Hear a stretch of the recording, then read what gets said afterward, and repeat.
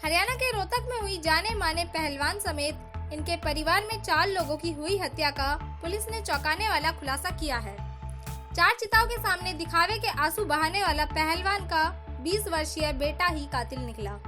चारों कत्ल को उसने अंजाम देने से पहले एक होटल में दोस्तों के साथ पार्टी भी की थी। वारदात के बाद भी वो दोस्त के साथ होटल में रुका ही था। इन घटनाओं के पीछे पता चला है कि आरोपी बेटे की नाराजगी इस बात से थी कि उसके माता पिता बेटी से ज्यादा प्यार करते थे और प्रॉपर्टी भी उसी के नाम रखने की बात करते थे। हाल में ही बेटे ने 5 लाख रुपए मांगे थे, लेकिन पिता ने इतने रुपए देने से मना कर दिया था। इसलिए गुस्साए बेटे ने रिवॉल्वर से पहले पिता और फिर अपनी माँ, बहन और नानी की गोली मारकर हत्या कर दी थी। पुलिस की पूछताछ में आरोपी बेटे ने बताया कि उस पर कुछ दिनों से खून सवार हो गया था।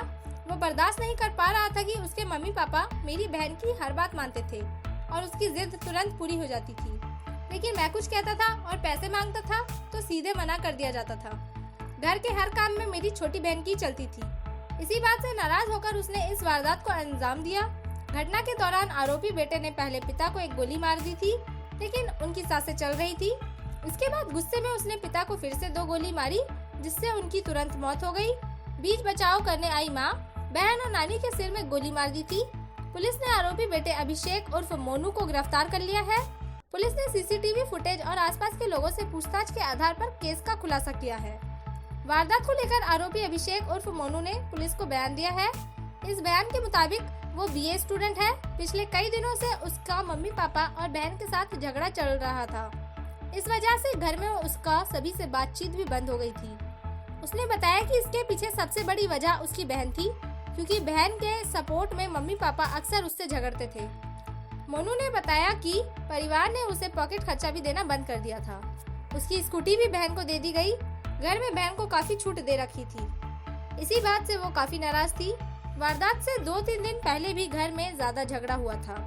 नानी रोशनी झगड़े के कारण घर पर सुलह करवाने आई थी। 27 अगस्त की सुबह 11 से 11:30 के बीच में घर पर गया और एकाएक पापा को 3 गोलियां, नानी, माँ और बहन को एक गोली मारी थी। जब पापा को पहले गोली मारी थी तो वह जिंदा थे, इसलिए 2 और गोली मारी थी। इसके बाद सभी को एक कमरे में बंद कर दिया और घर पर ताला लगाकर चला आया था। इसके बाद दोस्तों के साथ एक होटल में पार्टी करने के लिए चला गया था, जहां बहुत कुछ खाने पीने का ऑर्डर किया। दोस्तों ने तो खाना खाया था, लेकिन मैं नहीं खा पाया था, क्योंकि बार-बार ध्यान हत्याओं पर ही जा रहा था। वारदात के करीब 2-2.5 घंटे बाद वह एक नया प्लान बनाकर घर पर लौटा और प्लान के मुताबिक उसने घर के दरवाजे बंद होने, लगातार सभी को फोन करने और ना जवाब मिलने की कहानी बनाई। इस कहानी के बारे में मामा को बताया और उन्हीं के जरिए पुलिस को सूचना दिलवाई, ताकि किसी को शक ना हो सके।